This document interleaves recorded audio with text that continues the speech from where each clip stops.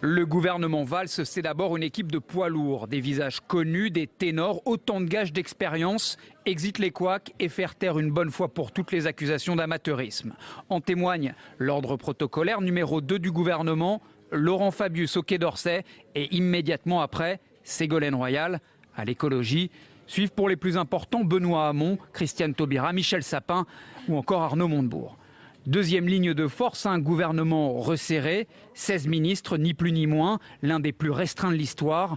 Promesse d'un exécutif cohérent, produit surtout d'une équation politique complexe. Cette équipe est paritaire, elle compte 8 hommes et 8 femmes.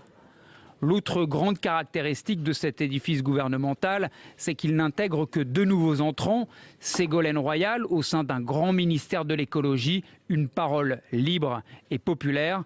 Nouveau venu également à ses côtés, François Rebsamen, il se voyait bien à l'intérieur. Veto du Premier ministre Valls, il récupère le travail, l'emploi et le dialogue social. Sur le papier, il s'agit d'un gouvernement de combat, c'est ainsi qu'il est vendu par les communicants de Matignon. L'épreuve du feu, c'est vendredi prochain avec le premier Conseil des ministres de l'ère Manuel Valls. Bonjour Emmanuel Ratier. Bonjour. Le remaniement du gouvernement est-il un pétard mouillé? Y a-t-il tout de même quelques points intéressants à retenir? Je veux dire, votre question est intéressante parce que il y a tellement de peu de choses, on va revenir dessus, il y a tellement peu de choses qui ont changé qu'on croirait que c'est un remaniement, mais en fait, comme il y a un changement de Premier ministre, c'est un changement de gouvernement. Donc, c'est un changement de gouvernement parce que Jean-Marc Ayrault est parti, Emmanuel Valls est arrivé. Je dirais que la grande différence entre les deux personnages, c'est que Manuel Valls est membre du siècle et membre du groupe de Bilderberg, alors que Jean-Marc Ayrault n'était membre ni de l'un ni de l'autre. Or, Manuel Valls n'a qu'une licence d'histoire, alors que Jean-Marc Ayrault était quand même professeur d'allemand.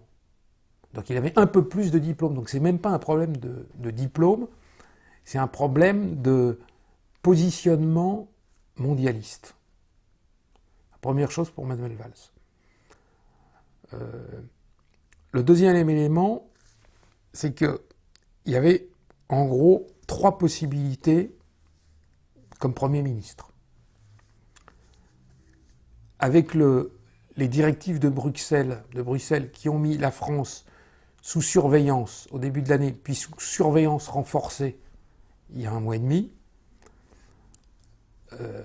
François Hollande aurait pu nommer Louis Gallois, qui est un homme compétent, un ancien industriel, qui a l'amour de la France et qui avait fait un rapport sur la réindustrialisation de la France, le renouveau économique français, qui est quelqu'un qui connaît son sujet. Le rapport Gallois. C'est le fameux rapport Gallois. Donc c'était intéressant parce que le problème numéro 1 en France, c'est le chômage. Il n'y a pas de croissance, et donc il aurait fallu un Premier ministre qui, d'une part, connaisse les règles de Bruxelles et qui surtout connaisse les règles de l'entreprise. Or, les gens qui sont dans ce gouvernement, il n'y en a pas un qui ait travaillé en entreprise. Ce sont tous, soit comme Manuel Valls, des apparatchiks politiques, puisque Manuel Valls n'a jamais travaillé de sa vie. Il a toujours été permanent du Parti socialiste, puis a été élu. Mais il n'a jamais travaillé en tant que tel. Il n'a jamais exercé comme professeur d'histoire, par exemple. Arnaud Montebourg n'a jamais travaillé dans une entreprise, c'est un énarque. Et il a fait une carrière politique. Le ministre du Commerce extérieur ne connaît rien à l'entreprise, et aucun ministre chargé de s'occuper soit du logement, soit de l'énergie, etc., ne connaît strictement rien à l'entreprise. Donc la possibilité numéro 1, qui à mon avis aurait été la condition suffisante pour qu'il y ait un report des critères de déficit fixés par Bruxelles, ça aurait été Louis Gallois. La deuxième possibilité, c'était de nommer Laurent Fabius. Laurent Fabius a été Premier ministre, il est ministre des Affaires étrangères, il a occupé toutes sortes de fonctions, ministre des Finances, etc. C'est quelqu'un qui connaît son affaire, et il n'aurait pas été un concurrent en 2017 pour François Hollande. Mais c'était quelqu'un qui est lié aux intérêts bruxellois, qui est lié à la haute finance internationale, qui connaît cette hyperclasse mondialisée, et donc qui était une solution de rechange. La nomination de Manuel Valls, moi, m'a étonné, parce que François Hollande a nommé son plus important concurrent. Manuel Valls a une image relativement positive dans les milieux UMPistes, pour simplifier. Il ne faut jamais oublier que Nicolas Sarkozy lui a proposé au moins 4 ou 5 fois d'être ministre du gouvernement Fillon. Donc Manuel Valls est quelqu'un de sarco-compatible. En même temps, Manuel Valls a eu une ascension foudroyante puisqu'il a réalisé 6% aux primaires du Parti socialiste. Il a obtenu le plus petit score. Il a été pourtant porte-parole, le vrai porte-parole de la campagne de François Hollande. Il a hérité d'un ministère régalien, le ministère de l'Intérieur, c'est-à-dire un ministère qui prime, et il est propulsé Premier ministre. Ce qui en fait, comme je crois que c'est le point où l'expression titrait là-dessus, le coprésident. Ça veut dire qu'il y a un effacement de François Hollande et que, sans doute, en 2017, Manuel Valls sera candidat à la primaire socialiste et pourrait parfaitement l'emporter sur François Hollande. Ah, vous pensez pas que le nommer Premier ministre, ça va le griller, surtout avant les européennes? Alors, on va parler des européennes tout à l'heure, mais on sait que la fonction de Premier ministre est une fonction qui vous use. Bon. Mais ça n'a pas fonctionné avec Jean-Marc Ayrault, qui avait quand même une cote supérieure à celle de François Hollande. Il s'est débarrassé de Jean-Marc Ayrault pour différentes raisons, parce qu'il y avait une cacophonie au gouvernement, parce qu'il faut le changement pour le changement, etc.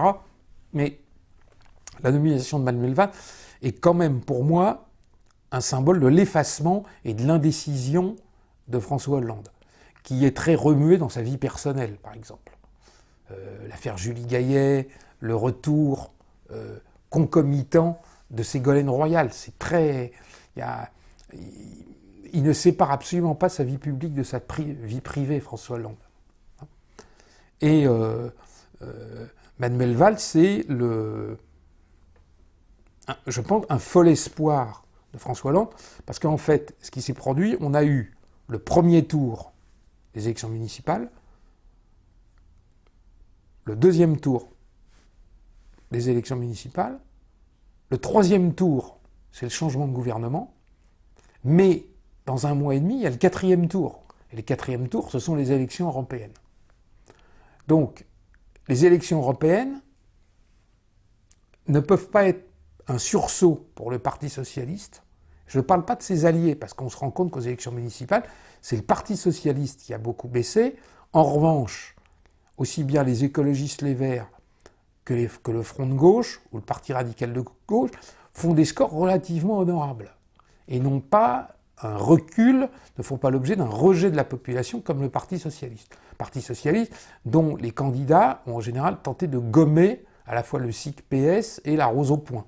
On le voit très bien sur les professions de foi, les dépliants des candidats. Ils ont essayé de jouer local pour faire oublier le national. Et je ne vois pas comment le nouveau gouvernement pourrait empêcher les listes du Parti socialiste de se prendre une nouvelle tôle fin mai, parce que, comme vous le disiez très justement au début, hormis le Premier ministre, c'est un remaniement ministériel, on redistribue les postes d'une manière très étrange,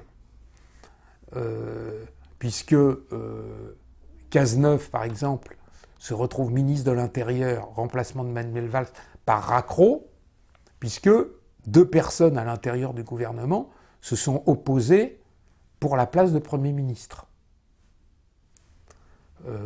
On a des gens qui se retrouvent redistribués à des postes qu'ils ne devraient absolument pas occuper.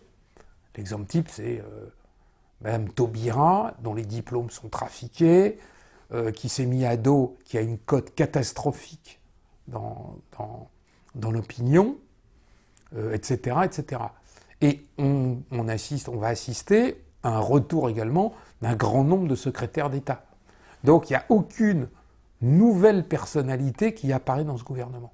Donc effectivement, c'est vraiment un remaniement. On ne peut pas dire... Ségolène Royal, c'est du réchauffé. Je veux dire, elle a été ministre, elle a été candidate à la présidence de la République. C'est pas un perdreau de l'année. Donc c'est pas du tout quelque chose de nouveau. Même s'il est évident qu'elle est rodée, qu'elle a du métier et qu'elle a une certaine faconde. On voit bien sa remise en cause. En fait, c'est l'alliance retrouvée de François Hollande et de Ségolène Royal pour faire baisser les écologistes. C'est très très clair. Ségolène Royal va s'emparer de la question écologique, va la traiter d'une manière acceptable pour l'ensemble, pour la plupart des familles politiques, de manière à marginaliser l'écologie, qui en réalité bénéficie d'un vote écologique, alors que ces élus sont pratiquement tous issus de l'extrême gauche, trotskistes, maoïstes, etc., des mouvements lesbiens, homosexuels, etc., et ne se sont jamais impliqués réellement dans l'écologie de terrain.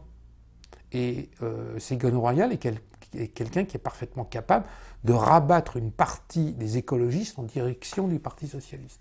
Je pense que c'est ça qui explique essentiellement son retour dans le gouvernement, surtout au poste qu'elle occupe, les fonctions qu'elle occupe. Moscovici part à Bruxelles. Est-ce qu'être ministre français n'est pas finalement maintenant un tremplin pour l'Union européenne ou des grandes instances internationales ? Alors, je dirais que c'est quand même un phénomène très limité, parce qu'il y a quand même fort peu de personnes qui deviennent commissaires européens. Bon, il y a l'exemple d'Édith Cresson, mais c'était un remerciement en fait de François Mitterrand, qui a eu des relations extrêmement étroites avec elle quand elle était jeune. Et Édith Cresson s'est retrouvée à Bruxelles parce qu'elle avait été Premier ministre, elle a été renvoyée d'une manière assez ignominieuse, parce qu'elle avait beaucoup baissé dans l'opinion, et donc on l'a recasée à cet endroit-là. Je dirais que Moscovici, c'est plus une carrière à la Michel Barnier. C'est-à-dire que c'est un européiste convaincu, lié au cercle mondialiste, à l'hyperclasse mondialisée, et qui est capable de papillonner dans les instances bruxelloises et d'y occuper un certain rang sans remettre jamais en cause la mécanique globale. Ce qu'on remarque plus souvent, c'est quand même un milieu très très fermé, le milieu des commissaires européens, c'est quand même très très difficile pour y rentrer. Je dirais que le grand exemple de commissaire européen, c'est Pascal Lamy, le directeur de cabinet de Jacques Delors, donc qui était président de la Commission européenne, donc qui se retrouve commissaire européen, qui se retrouve président de l'Organisation mondiale du commerce, et qui aujourd'hui vient nous expliquer qu'il faut payer les gens en dessous du SMIC. Oui, vous le disiez, un chômage très élevé, plus de 3 millions de chômeurs. Est-ce que vous pensez que les réformes sur le marché du travail ont été suffisantes ? Non. Je pense qu'elles ne sont pas suffisantes. Qu'est-ce qu'il faut faire ? Et là, je sais que je ne suis pas en harmonie avec une bonne partie de mes camarades socialistes, mais je pense qu'il faut, à ce niveau de chômage, il faut aller davantage vers de la flexibilité et vers des boulots qui ne seront pas forcément payés au SMIC. C'est-à-dire moins que le SMIC ? Oui, absolument. Comme en Allemagne, absolument. Les mini-boulots, les mini-jobs. Encore une fois, alors que ça a été critiqué aussi bien pendant la campagne des primaires que pendant la campagne présidentielle. L'Allemagne revient dessus aujourd'hui. Vous me posez une question. 7 millions d'Allemands payés à moins de 800 euros. Je réponds qu'un petit boulot, c'est mieux que pas de boulot. Je ne réponds pas ça dans l'absolu. J'aurais pas dit ça il y a 10 ans ou il y a 20 ans. Mais à ce niveau de chômage... Alors que la question ne se pose pas du tout en ces termes. Mais c'est vraiment l'hyperclasse mondialisée qui veut imposer la précarité.